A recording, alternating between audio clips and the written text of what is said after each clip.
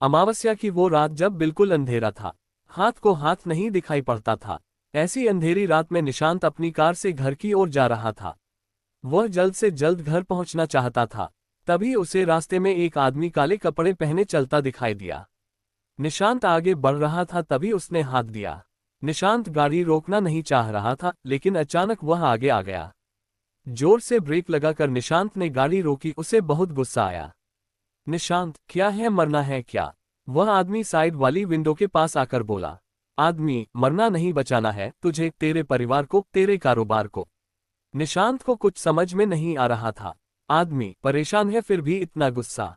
कारोबार तेरा चल नहीं रहा, परिवार बीमारी से परेशान है और तुझे नहीं पता तेरे ऊपर मौत का साया छाया हुआ है। निशांत, तुम्हें ये सब कैसे पता? आदमी, इस अमावस्या की रात मैं तेरा ही इंतजार कर रहा था। मुझे पता था तू हाईवे छोड़कर इस सुनसान रास्ते से गुजरेगा। मुझे अपने साथ ले चल, आगे मौत का साया तेरा रास्ता रोके खड़ा है। निशांत डर गया। उसने उस आदमी को अपनी गाड़ी में बिठा लिया। निशांत ने गौर से देखा, काले कपड़े पहले वह कोई तांत्रिक था। गले में कई छोटी बड़ी माला पड़ी हुई थी, हाथ की हर उंगली में अंगूठी। उसका रंग भी सांवला था, आंखों में काजल लगाए हुए था। निशांत ने सोचा कहीं इसे गाड़ी में बिठाकर कोई गलती तो नहीं कर दी, लेकिन इसकी बातों को सुनकर वो इसे बैठाने से रोक नहीं पाया। निशांत चुपचाप गाड़ी चला रहा था। तभी उस तांत्रिक ने कहा, तांत्रिक रुक जा यहीं पर, वो सामने देख जिन खड़ा है, अगर तू आगे जाएगा तो तेरी गाड़ी का एक्सीडेंट हो जाएगा। निशांत, लेकिन बाबा मुझे तो कोई दिखाई नहीं दे रहा है। तांत्रिक, चुप रह, वो तुझे बुला रहा है। तेरी मौत बनकर चुपचाप गाड़ी की लाइट बंद कर दे। निशांत ने ऐसा ही किया। गाड़ी की लाइट बंद करते ही सारे में गुप अंधेरा छा गया।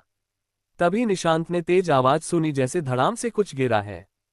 तांत्रिक, लाइट जला, लगता है वो जा रहा है।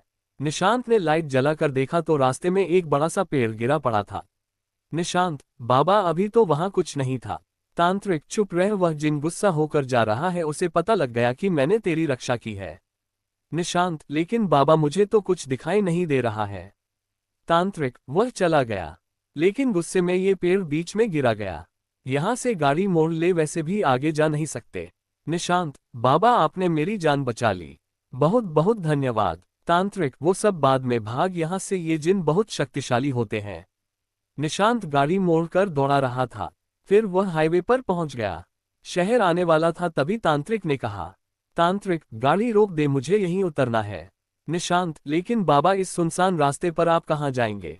तांत्रिक, मुझसे सवाल मत कर, चुपचाप घर चला जा, कल रात को मैं तेरे घर आऊंगा। निशांत डर के मारे कुछ नहीं बोला और गाड़ी लेकर घर की ओर चल दिया। घर पहुंचकर उसने अपनी पत्नी रेखा को सारी बात बताई। रेखा, सुनिए माँ, पिताजी को ये सब मत बताना, पिताजी पहले से बीमार हैं, मान जी यह सब सुनेंगी तो डर जाएंगी। निशांत, अरे उस तांत्रिक ने मेरा पता तो पूछा ही नहीं, वह यहाँ तक कैसे पहुंचेगा? रेखा, वह सब छोड़िए, आप सही सलामत आ गए यही काफी है। अगले दिन रात को 9 बजे किसी ने दरवाजा खटखटाया। निशांत ने गेट खोला, सामने वही तांत्रिक खड़ा था। निशांत, बाबा आपको मेरा घर कैसे मिला? तांत्रिक, मुझे पूजा करनी है, तेरे घर में किसी का साया है। तांत्रिक ने पूजा शुरू कर दी। तभी उसकी निशांत की माँ तांत्रिक के सामने आकर बैठ गई। माँ, तुझे भी खा जाऊंगी। तांत्रिक, किसने भेजा है तुझे यहाँ? माँ ने इस परिवार को बर्बाद करना है। तांत्रिक, सही सही बता क्या बात है? माँ, यह मुझे शमशान से साथ लाया।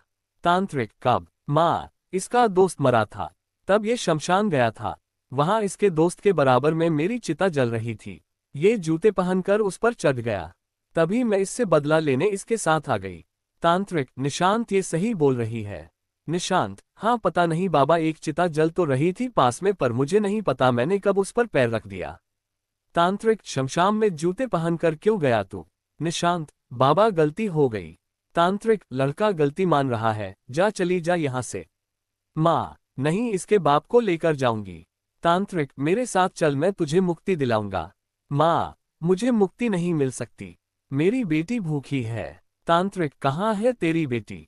माँ, जमुना के पीछे झुगी में है, उसे भूखा छोड़कर मैं भीख मांगने निकली थी, तभी एक ट्रक चढ़ गया, मेरी बेटी मेरा इंतजार कर रही है। तांत्रिक, तेरी बेटी का इंतजाम हो जाएगा, चल मेरे साथ। तभी निशांत की माँ बेहोश हो गई। तांत्रिक, तुम्हें इसकी बेटी को पालना होगा, तभी इसकी आत्मा को शांति मिलेगी। जल्दी बोलो। रेखा, ठीक है बाबा, हम पालेंगे, लेकिन पिताजी को ठीक कर दीजिए। निशांत ने भी उसकी हाँ में हाँ मिलाई। तांत्रिक और निशांत उस झुग्गी में गए। वहां झुग्गी वालों से बात की और निशांत ने उस बच्ची को गोद ले लिया। उसके बाद न तो वह तांत्रिक नजर आया न वह चुड़ैल।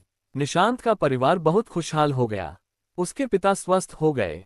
कारोबार फिर से चलने लगा।